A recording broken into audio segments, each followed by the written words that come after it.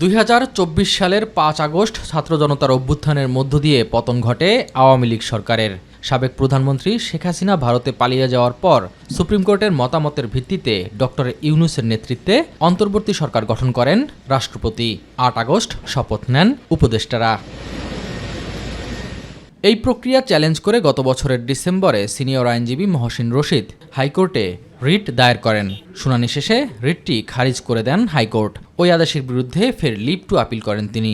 এই আইনজীবীর দাবি ছিল, অন্তর্বর্তী সরকারের শপথ ও গঠনে আইনগত ত্রুটি রয়েছে। বিষয়টি নিয়ে আদালতে দফায় দফায় শুনানি ও আইনগত বিতর্ক চলার মধ্যে লিভ টু আপিল পর্যবেক্ষণ সহ খারিজ করেছেন আপিল বিভাগ। সংবিধানের 106 অনুচ্ছেদে রাষ্ট্রপতি সুপ্রিম কোর্টের আপিল বিভাগের মতামত গ্রহণ করে থাকেন। তিনি কি মতামত গ্রহণ করবেন এবং কোনটা করবেন কিংবা করবেন না, সম্পূর্ণভাবে সেটি রাষ্ট্রপতি এবং সুপ্রিম কোর্টের আপিল বিভাগের মধ্যকার বিষয়।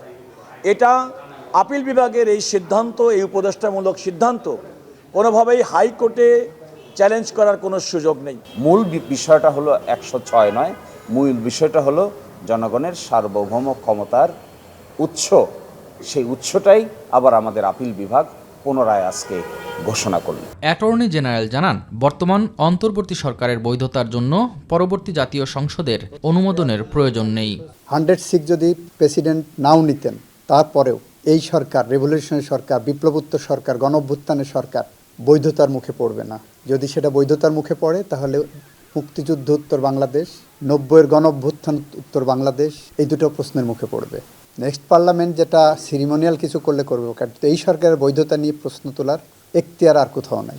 দেশের জনগণ বৈধতা দেয়ায় অন্তর্বর্তী সরকার নিয়ে কেউ প্রশ্ন তুলতে পারবে না বলেও মন্তব্য করেন রাষ্ট্রের সর্বোচ্চ আইন কর্মকর্তা। জনগণের প্রতিনিধিরা যখন জনগণের ইচ্ছার বিরুদ্ধে যায়, যখন সমস্ত দ্বার বন্ধ করে দেয়, তখন জনগণ নিজের ক্ষমতা নিজের হাতে নিতে পারে। এই থিওরিটা কিন্তু সারা বিশ্বে স্বীকৃত। SM আরিফ, মাই টিভি, ঢাকা।